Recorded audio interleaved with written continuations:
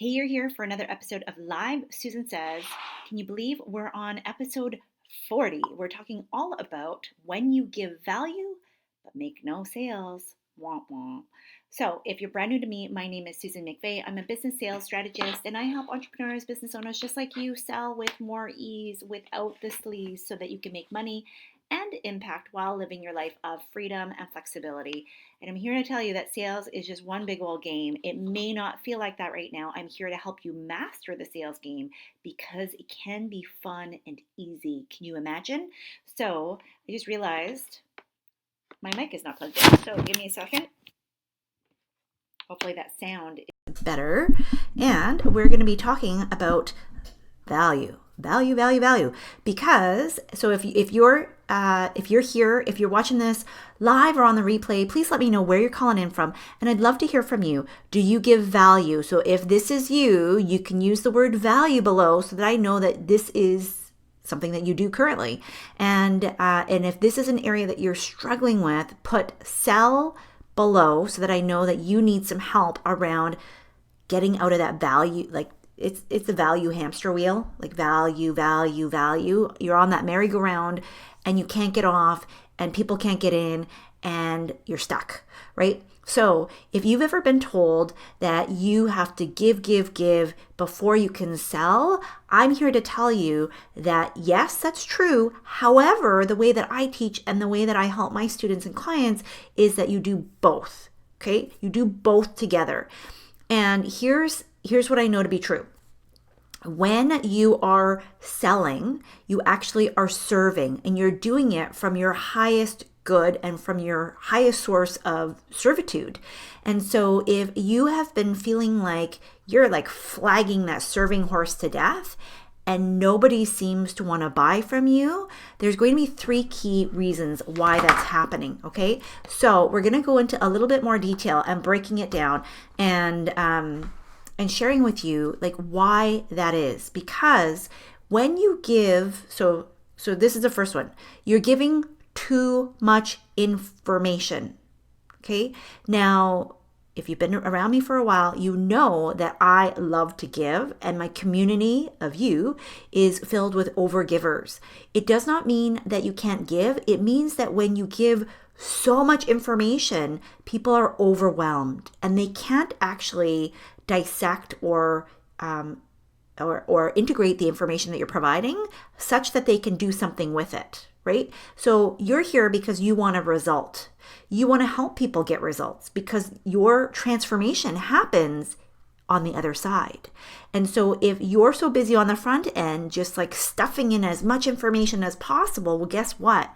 Those people get stuck and they can't move forward, which means that they can't figure out what they still need in order to be able to work with you, to buy your products, to take advantage of your service. And so if they're stuck in overwhelm, they're actually not going to be able to move forward at all. In fact, too often when we get overwhelmed, like what's your natural instinct when you get overwhelmed? I know for me, I completely shut down, right? So if your team shut down, put shut down below, because I hope I'm not the only one that goes into just, it's like when you have too many tabs open, guess what happens? It starts getting sluggish, it starts slowing down, and eventually it'll just like done, right? So human beings are not that different than anything else. When we overtax them with too much information and just giving all of this stuff all at once, it's like drinking from a fire hose. And it's great to give value, but when you do it in a way that's overwhelming, then people actually can't move forward. And that falls into point number 2. Okay. So number 2 is that when you give so much information, you don't allow for a gap. So if you've been part of my program, Sell from Live Streams, you'll know how important this is. Like this is a critical piece, and I actually break it down into 5 key components in that program. But when you are wanting to give value, but also to sell your product or service, it is important that there is a gap, that there is space between where your ideal customers currently are and where they want to get to, right? Your offer is the bridge. And if you don't have a gap, they don't need a bridge, which means that they don't need your service because they're not going to travel to where they need to get to because they don't see a need for it. Like they're happy where they are. And so it's really important that when you are selling and adding value at the same time, your main role actually is not so much to give a ton of information about what to do and how to do it and all of that kind of stuff. Sometimes people, they're not ready for that yet. What they need to understand is this gap, the valley that's right in front of them, that they don't even realize that, hey, if you're on the road to doing ABC, then did you know that actually EFG could be happening, right? So as an example, if you had, so I have health issues, and I've been managing them for quite some time. But when I first started, I didn't even realize, so I have been formally diagnosed with fibromyalgia, which developed out of chronic pain. And initially, I'm over here, I was worried about like daily pains, the aches, the headaches, the migraines. And so if somebody wanted to sell to me at that time, because I was not aware of what my gap was, all they needed to say was things around the fact that, hey, you may be trying to just get massages or chiro or exercise more, when really some of the major causes of chronic pain or autoimmune diseases are right in front of you. Like there are things that you're doing every single day. It's the everyday stress, right? It's things that are going on in your physical environment. It's the food that you're putting in your body. So when you provide that kind of value, then your offer becomes the way that I get the solution. You've created an automatic gap. Does that make sense? I hope this is making sense with my example, right? Because then if you're the person who has like, hey, I have a 3-step or 12-step program that allows you to understand holistically all the different areas in your life that could be adding pain without you even realizing it, boom, I'm automatically interested in what it is that you have to offer me, because you've created this natural gap of here's where I am, here's what I think is my problem and what I'm trying to figure out. And you've actually put a flashlight in saying, like, look right in front, look what's right here in front of you that you did not even know about. So you don't have to give tons and tons of information.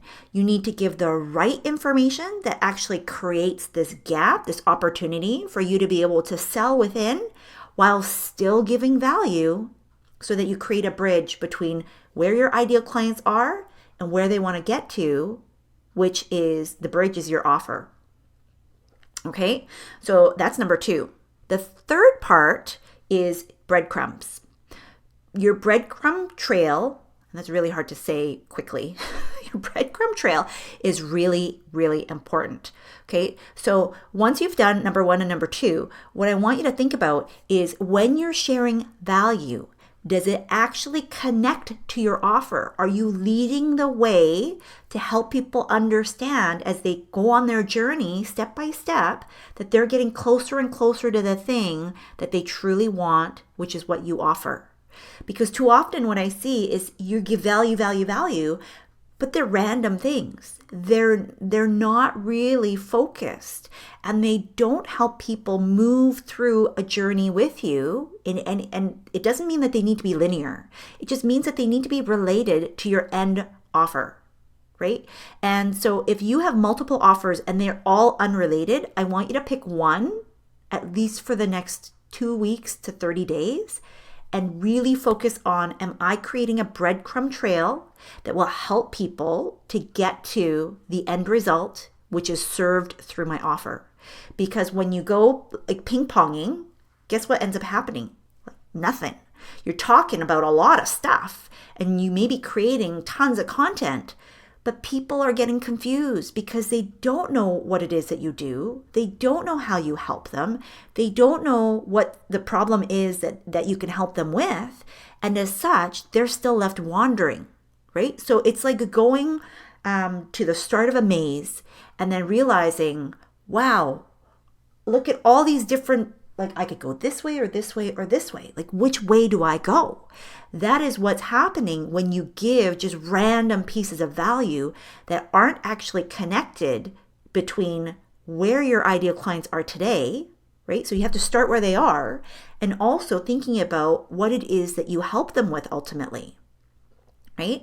And so if you don't have a path, if you don't know how things are connected, if you're not connecting the dots for them, then they're going to find somebody else who does. And that may be, if you've ever had this, so let me know. If you've ever had it where you have followers, you have people who are listening to your content and they go, wow, this is great, this is awesome, I love your videos, I love your content. And then you find out they bought from someone else. And it's something that you can actually help with. It means that you haven't been clear either in laying out the breadcrumbs, or you actually haven't sold anything because you're not asking for people to engage with you around your offer and your opportunity. So I want you to do a bit of a gut check, right? An audit on yourself is to see, how many times do I actually talk about what it is that I help people with? Like specifically, how many times am I actually asking people to book a call or to reach out if I, DM me for an appointment, or to book a meeting, or to let me know how I can help you, or to buy one of my products, or to buy a program, or to work with me? How many times are you actually extending that offer and that opportunity? If you already know, like on a scale of 1 to 10, if this is an area that you need help with, rank yourself, right? 10 being, I do it consistently. I know that I'm doing it in a way that's helpful for my audience, but also in a way that helps build my business and grows my sales. So that's a 10 out of 10. And if you're a little bit lower, that's totally okay. That's what I'm here for. I want you to rate yourself and just give yourself a number. 1 to 10, where would you rank yourself as it relates to how often are you making these offers? Because I want you to wrap up value and sales together. And I know that maybe feels a little bit uncomfortable, but if you don't practice, you're not going to get better. And so I want you to think about some of the things I just shared here today, really about making sure that you are identifying, I can't remember number 1. I'm sorry. I didn't write down number 1. It just kind of came off the top of my head. But number 1, whatever that was. Number 2 is to make sure that you sell into the gap, that you've created space for people to understand what it is that they're actually struggling with and what could be the root cause of that, so that you paint the picture for them. And you, by doing that, you are giving them your expertise, okay? It's not always about teaching them how to do something, because sometimes they don't have the space to take that on, right? It's drinking from the fire hose. So really thinking about, I remember number 1. Number 1 was, you're giving too much information. You're overwhelming people with the amount of information that you're putting out there. People, let's face it, everything is Googleable. You can Google everything. So it's not lack of information, it's lack of understanding, and it's lack of implementation and the structure that you're leading people on that is truly going to get them to the sale. And that's why you need to create the gap. And that's why you need to think about the breadcrumbs, because without those other pieces, just giving value, even if you have a formula, right? Like I keep hearing these things. So let me know if you've ever heard, does anybody use a formula? Like, I need to give value 3 times and then ask for the sale. I need to give value 5 times and then ask for the sale. I can only give value 10% of the time. Or I can only ask for a sale 10% of the time. I'm going to sell more when I'm promoting. And what I want you to think about is, if I asked you to sell for me today, because I have students who are affiliates for me and help me promote and love my programs and services and get the results. And so they share their story and they get rewarded for that. But I want you to think for yourself, like, how many times do you, so this is not an ad, not sponsored, maybe it should be, but we are avid Apple fans in my house. And I'm not shy about sharing this, right? So why is it that when people are Team Android that I Well, and sometimes I'm jealous because let's face it, they have better cameras right now. But I am not shy about promoting the things that are important to me that I love, right? Like I use an iPad, I use an Apple Pencil. When people ask me about it, I have no problems talking about this. So if you are the same about a product or a service that you love and you have no problem sharing anytime somebody asks you about it, then why do you have a problem sharing your thing all the time? Shouldn't you be just as happy and excited and passionate about what it is that you deliver just as much as something like this, right? So that's why it's really important for me and why I teach differently than what other people say, because I feel like when you serve people and you come from a place of not expecting people to buy, but just simply extending the offer and making sure that people know how to work with you and how to get the help that they need and how to fix the problem, that you wrap those two together. Does that make sense?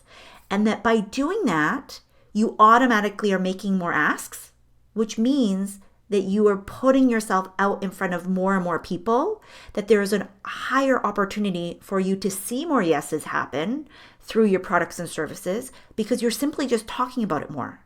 That is the number one thing, and maybe that's, a topic for another day, is that I see people kind of, I hate using the word failing at because you're being taught these formulas that don't always make sense.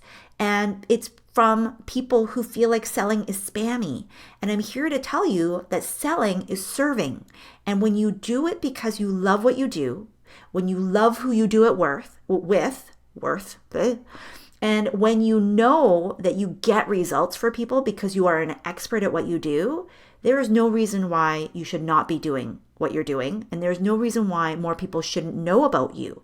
And that is why it's really important for me that you understand the skills that you need in order to be able to do more of what you do, right? You're here to not only make a lot of money, but also to help a lot of people along the way and create massive amounts of impact. So this is, you can tell it's near and dear to my heart. It's really important for me that you understand how to do this together. And there's a lot of different strategies and ways that you can do this. So think about what works best for you. Think about ways that you would love to be able to sell. Think about ways that you have tried in the past that have not worked for you. And I want you to unpack some of that using these 3 tips that I'm sharing with you today, right? Like, are you giving too much information? Are you providing a gap? Maybe you're not. And are you actually creating a breadcrumb trail between where people are and your end solution or offer? And do they know about it? Because if you're not doing at least those 3 things, then there's an opportunity for you to make more sales. Guaranteed. Okay. So I want you to identify for yourself 1, 2, or 3, which is the area that you need to focus on, because again, every time you come and spend time with me, I challenge you to not only learn, but execute, right? It's important that you do the work. Now that you've spent almost 20 minutes here, whether you're live or on the replay, that's about as long as I've been going right now. And the point is that it's not just about information. It's not just about consumption. It's about you identifying and doing the work of what it is that you're missing so that you can move forward, so that you can get better results.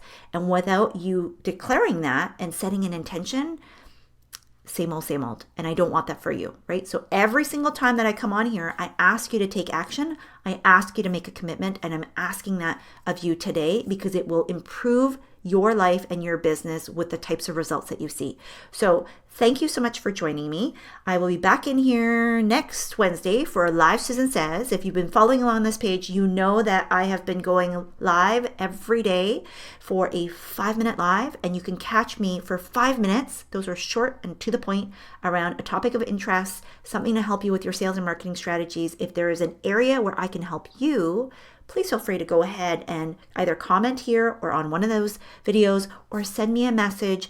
I am creating my content inspired by your questions, by your comments, and the areas that I can serve you the most. So thank you so much, and we will talk to you again soon. Bye-bye.